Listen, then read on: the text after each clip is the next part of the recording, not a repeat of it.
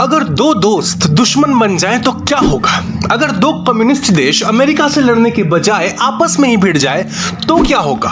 Communist देशों का सरदार था यूएसएसआर और उसके सामने खड़ा था अभी अभी आजाद हुआ एक छोटा सा देश यूगोस्लाविया। यूएसएसआर का नेता था एक क्रूर तानाशाह जोसेफ स्टालिन और यूगोस्लाविया के राष्ट्रपति थे जोसेफ ब्रोज टिटो। शुरुआत में तो दोनों दोस्त थे, एक साथ लड़ भी रहे थे, लेकिन धीरे धीरे ये दोस्ती इतनी कड़वी हो गई कि स्टालिन ने टिटो को मरवाने तक की कोशिश की। बट शुरुआत करते हैं दोस्ती से। अक्सर दो लोग दोस्त तब बनते हैं जब दोनों का दुश्मन एक हो। इन दोनों के साथ भी यही हुआ। द्वितीय विश्व युद्ध के दौरान इन दोनों का दुश्मन था एडोल्फ हिटलर। हिटलर एक एक कर यूरोप के सारे देशों को निगल रहा था। ऑस्ट्रिया, पोलैंड, फ्रांस सब हार चुके थे। 6 अप्रैल 1941 को उसने यूगोस्लाविया पर भी हमला कर दिया और सिर्फ 11 दिनों में यूगोस्लाविया घुटनों पर आ गया। लेकिन टिटो लड़ रहे थे। वो अपनी सेना के साथ जंगलों में छुप गए और हिटलर के खिलाफ गुरिल्ला युद्ध शुरू किया। इसी साल जून के महीने में हिटलर ने यूएसएसआर पर भी हमला किया। लगभग 30 लाख जर्मन सैनिक यूएसएसआर में घुस गए। अब स्टालिन और टिटो दोनों का दुश्मन एक ही था। युद्ध के दौरान स्टालिन टिटो को हथियार, बारूद और ट्रेनिंग भी देते हैं। बाद में ये मदद अमेरिका और ब्रिटेन से भी आती है। धीरे धीरे हिटलर कमजोर होते गया और स्टालिन और टिटो की दोस्ती मजबूत होती गई। लेकिन असली टकराव युद्ध के बाद शुरू हुआ। हिटलर हार चुका था। अब सबसे बड़ा सवाल था यूगोस्लाविया का क्या होगा। युद्ध से पहले यूगोस्लाविया में राजतंत्र था, मगर हिटलर के डर से वहां के राजा भाग गए थे और लंदन में बैठकर वहीं से सरकार चला रहे थे। टिटो ने साफ कहा, जो राजा देश छोड़कर भाग गया हम उसे वापस भी नहीं आने देंगे। वो घोषणा करते हैं कि यूगोस्लाविया की सरकार अब हम चलाएंगे। स्टालिन को यह बात बुरी लगी क्योंकि वो इस जंग में ब्रिटेन के साथ था और वो नहीं चाहता था इस बात को लेकर ब्रिटेन के साथ लड़ाई हो, क्योंकि ब्रिटेन यूगोस्लाविया के राजा को सपोर्ट करता था। लेकिन असली मुद्दा यह भी नहीं था। असली समस्या तब शुरू हुई जब टिटो ने कहा, हम यूगोस्लाविया को अपनी तरह चलाएंगे, ना कि मॉस्को के आदेश पर। इसके साथ एक और मसला हुआ। स्टालिन ने ब्रिटेन के साथ एक संधि की। संधि थी कि युद्ध के बाद हम कुछ देशों को 2 हिस्सों में बांटेंगे। एक हिस्से पर तुम्हारा कंट्रोल होगा, दूसरे हिस्से पर हमारा कंट्रोल होगा। इन बंटने वाले देशों में जिन्हें बांटने की बात की जा रही थी उसमें यूगोस्लाविया का भी नाम था। टिटो को यह बात बुरी लगी। वो कहते हैं, यूगोस्लाविया कोई सौदे की चीज नहीं है जिसे तुम सब मिलकर अपने में बांट लो। इसके बाद मसला हुआ ग्रीस का। उस वक्त ग्रीस में गृह युद्ध चल रहा था। ग्रीस के कम्युनिस्ट लोग वहां अपनी सरकार चाहते थे।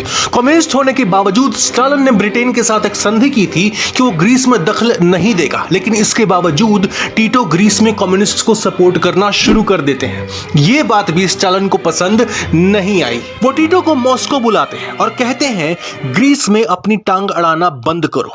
टिटो उनके सामने हाँ तो बोल देते हैं, मगर पीठ पीछे फिर भी नहीं मानते। फिर उठा वर्कर्स का मुद्दा। टिटो यूगोस्लाविया में वर्कर्स के लिए एक नया मॉडल लाते हैं। इस मॉडल में फैक्ट्रीज के वर्कर्स भी मैनेजमेंट का हिस्सा बन सकते थे। यह मॉडल यूएसएसआर के मॉडल से कंप्लीटली डिफरेंट था, क्योंकि वहां वर्कर्स को मैनेजमेंट में एंट्री नहीं दी जाती थी।